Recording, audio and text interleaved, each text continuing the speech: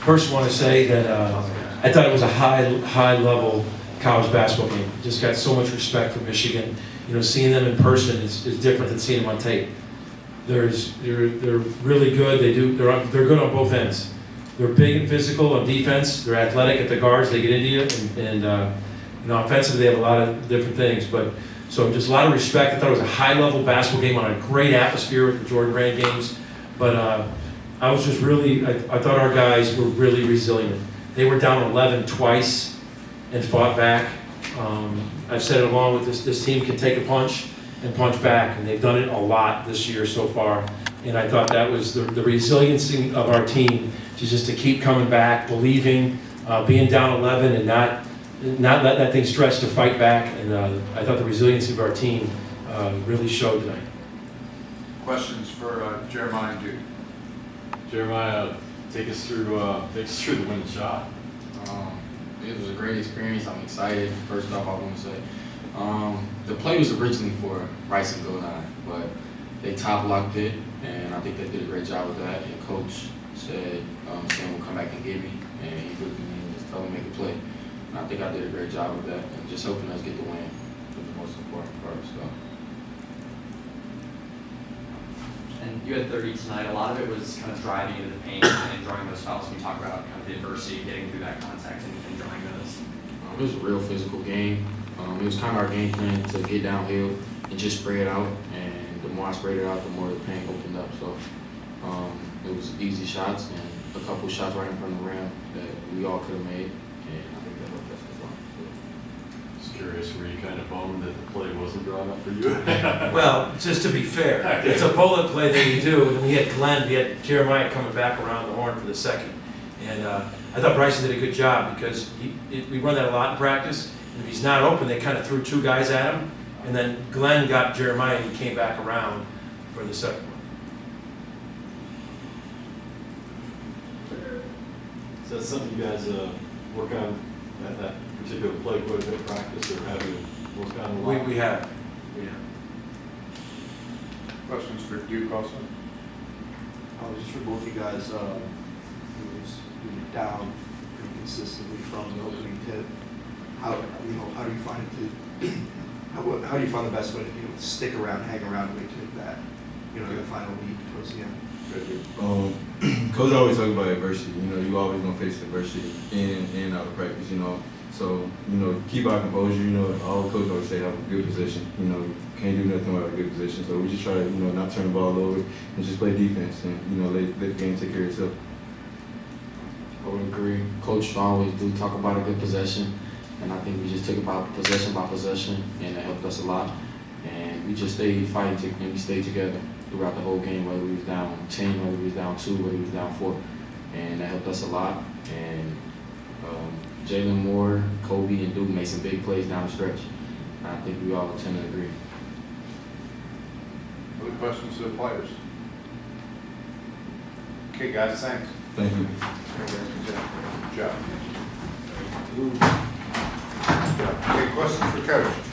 Can you just talk about your ability to come out of like those timeouts and even if Michigan's on a run or if they're not, if your team was really able to just come out of it very quickly? Can you talk about that importance of that? With our schedule, like we talk about coming out of the Battle of Atlantis, which is an unbelievable tournament. All 3 games came down to the last minute, and we kept on having to come back. I remember the Arizona game. We were up 9. Arizona punches back and cuts it to 1. We came back, got it to 9, and we've just been able to handle it. Some guys that have won, some guys we stay together. I think that's a big thing with this team. They're together. We're not fractured at timeouts.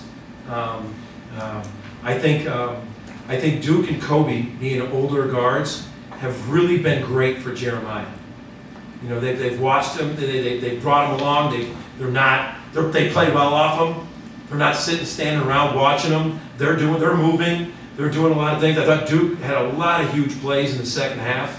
I think different guys, different nights. I thought Kobe, we just won Bedlam, and I thought Kobe had a huge game, hit 5 threes. Tonight, Glenn Taylor came in. I thought Glenn was really big for us. He had 9 points, 5 rebounds, and some huge physical defensive stops. But I think that's just a sign of a resilient team to be able to take blows. I think college basketball this year, there's so many good teams, you better be able to take a punch. You better be able to come back after a timeout because teams are going to make runs. And especially a team that good. I think that's a high level team. I mean, they were really, really good. We watched them and we were fortunate. I think Jeremiah had a big time game. And especially looking at that first half too, Vlad and Danny both were getting a lot of offensive rebounds and just scoring a lot for Michigan.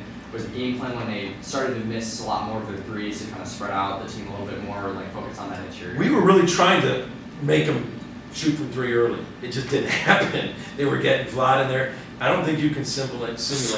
I don't think any scout team in the country can simulate 7-foot on 7-foot ball screens. So even though we practiced it, all of a sudden they get in there and it's just a different. But I thought we were doing some different things, changing up. They were changing up, trying to give them different looks defensively on the ball screen coverages. But we were trying to really get the paint in and make them play inside out. And I thought, he's just lots of load down there, and I think Wolf can pass so well.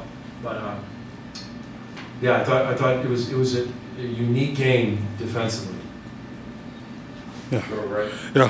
How much confidence you had with the freshman field, like going into the final parts of the game? We were running so many different ball screen actions for them, but we were clearing out the slots. We call them double gaps.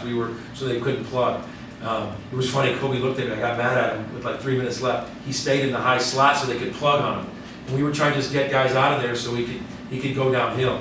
And I thought we kicked it when we needed to. I thought he had some really good assists. But Michigan's defense, they cover a lot of ground. I mean, they really are elite defensively. They protect the rim. I don't know how many times we got to the rim and they protected it.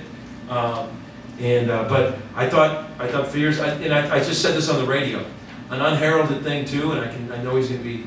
Sam Godwin probably set 45 hard ball screens for Fears today, and like Michigan was just coming in and they were trying to get over it and hit him, and I thought Sam was setting some great. We were flipping it, and I thought he did some great things on setting that ball screen. Just whenever you speak to Fears' overall night, 30 points, and Mhm. he was so huge in that second half. Yeah, he was. He came out, especially like he had a mid range to start the second half, and it looked so good. Like you can just see he flipped it, came back, and he stopped off and hit a mid range, and that's tough when you start getting a guy that he hit some threes in mid range. He can score at all three levels. When he hit that mid range, then you gotta, and then I tell you what he can do is he can draw fouls because he gets to the rim so fast that sometimes you can't get face on face reaching for the lights. Because by rule, if you're angled, it's foul. And he can get there so fast, he can draw fouls at the rim too, and he can get to that foul. And great scorers do, and he does. Other questions? All right, thank you. Okay, thanks, Coach.